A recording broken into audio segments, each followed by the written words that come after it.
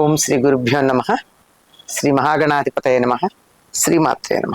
చాలా మంది ఆర్థిక సమస్యలు ఉన్నాయి, అవి పోవాలంటే ఏం చెయ్యాలి అంటారు. ఇది దీపావళి సమయంలో బాగా అడుగుతారు. ఎందుకంటే దీపావళి అనగానే లక్ష్మీదేవి అనుగ్రహం ఉంటే అప్పులు తీరతాయి. అప్పులు తీరవు.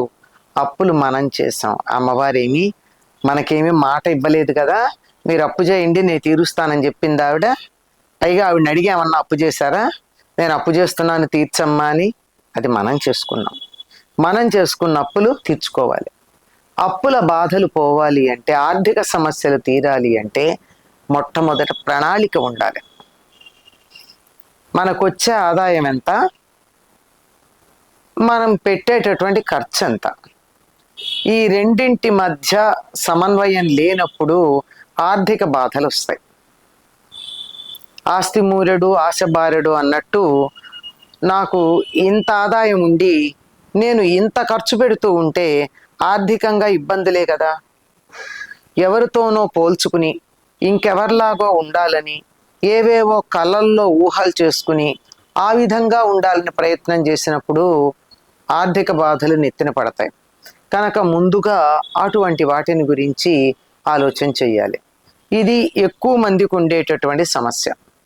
కానీ కొద్ది మందికి ఇవేమీ కాకుండానే ఏదో ఒక రకమైనటువంటి ఇబ్బంది కలిగో, అనారోగ్యం కలిగో, మరింకేదన్నా ఉపద్రవం వచ్చో వాటి వల్ల ఆర్థికంగా కోలుకోలేని దెబ్బ తగిలేటటువంటి అవకాశం ఉంది.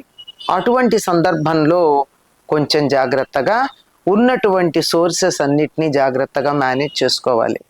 దీనికి నిగమ శర్మ అక్క వాడినటువంటి ఫార్ములా ఏదైతే ఉందో అది బాగా ఉపయోగపడుతుంది. ఇల్లు చాలా అధ్వాన్న స్థితిలో ఉండి అప్పులు చేసి చాలా ఆర్థికంగా హీన స్థితికి వచ్చేటట్టుగా చేసి, ఒక రకంగా కాదు అన్ని రకాలుగాను కుటుంబాన్ని ధ్వంసం చేసినటువంటి తమ్ముడు, దానివల్ల బాధపడుతున్న తల్లిదండ్రులు, ఈ సంగతి తెలుసుకున్నటువంటిది ఆవిడ ఇంటికి వచ్చి మొట్టమొదటి చేసింది ఏమిటి అంటే, ముందుగా ఎక్కడెక్కడ మూలధనం ఉందో దాన్నంతా భద్రపరిచింది మళ్ళీ పోకుండా.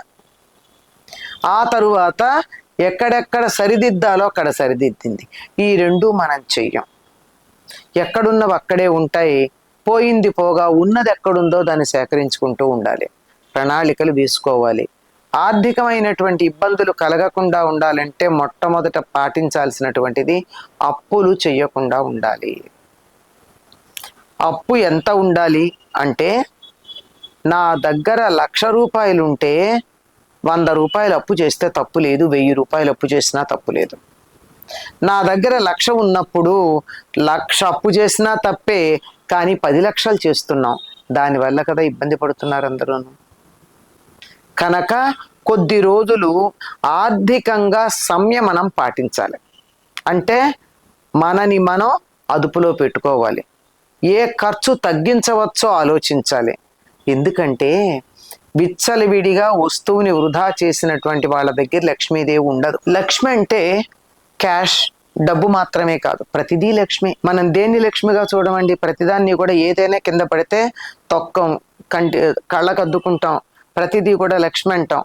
ప్రతి వస్తువులోనూ లక్ష్మీ స్వరూపమే ఆ రూపంగా మనకు కనపడుతూ ఉంది. కనుక ఏ వస్తువుని పాడు చేయొద్దు, ఉన్నదాన్ని జాగ్రత్త పెట్టుకోవాలి. మీరు గమనించినట్టయితే కోట్ల వ్యాపారం చేసేటటువంటి వాళ్ళు లెక్కలు వేయడానికి పలక వాడతారు. పలకలు ఎందుకు వాడాలి? తుడిచేయచ్చు. చిత్తు కాగితాలు వాడకుండా, కాగితాలు మంచి మంచి నోట్ ప్యాడ్స్ అన్ని వృధా చేయకుండా, పేపర్ వృధా చేయలేదు కనుక లక్ష్మీదేవి వాళ్ళ దగ్గర ఉంటుంది. లేదు, ఒకవైపు వాడినటువంటి కాగితాలు అక్కడ చిత్తు రాయడానికి పెట్టుకుంటారు, వాళ్ళ దగ్గర లక్ష్మీదేవి ఉంటుంది. ఇవి గమనిస్తే లక్ష్మి ఎక్కడ ఉంటుందో మనకు అర్థం అవుతుంది. వస్తువు పట్ల గౌరవం కలిగి వృధా చేయనటువంటి వాళ్ళ దగ్గర లక్ష్మీదేవి ఉంటుంది, సంపద ఉంటుంది. ఎప్పుడైతే లక్ష్మి ఉంటుందో, సంపద ఉంటుందో, ఆర్థికమైనటువంటి ఇబ్బందులు అప్రయత్నంగా తొలుగుతూ ఉంటాయి. వస్తువుని గౌరవించండి, వృధా చెయ్యకండి, అప్పులు చెయ్యకండి. ఒకవేళ ఇప్పటికే చేసుంటే ఖర్చులు తగ్గించుకుని 1 రూపాయి అయినా అప్పు తీర్చే ప్రయత్నం చేయండి. రోజుకు 1 రూపాయి అప్పు తీర్చడం ప్రయత్నం చేయండి. రోజుకొక్క రూపాయి, లక్షలవచ్చు కోట్లవచ్చు, రోజుకొకటి తీర్చే ప్రయత్నం చేస్తే కూడా మనం అప్పు తీర్చే దృష్టిలో ఉన్నాం గనక లక్ష్మీదేవి లేదా ప్రకృతి అందాం, భగవంతుడు అందాం, వాతావరణం అందాం, పరిస్థితులు అందాం, ఏ పేరున్నా పెట్టండి, మనకి అప్పు తీరే మార్గం చూపిస్తాయి. అప్పు తీరితే మనస్సు శాంతిగా ఉంటుంది. మనశ్శాంతి ఉన్నప్పుడు బాగా ఆలోచిస్తాం. బాగా ఆలోచిస్తే చక్కనైనటువంటి ఫలితాలు వస్తాయి.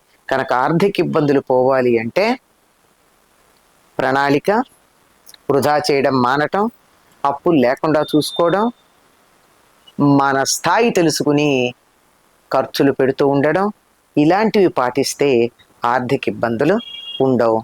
లక్ష్మిని గౌరవించండి, వస్తువుని గౌరవించండి, వృధా చేయకండి. అప్పుడే మనకి సంపద ఉంటుంది. స్వస్తి.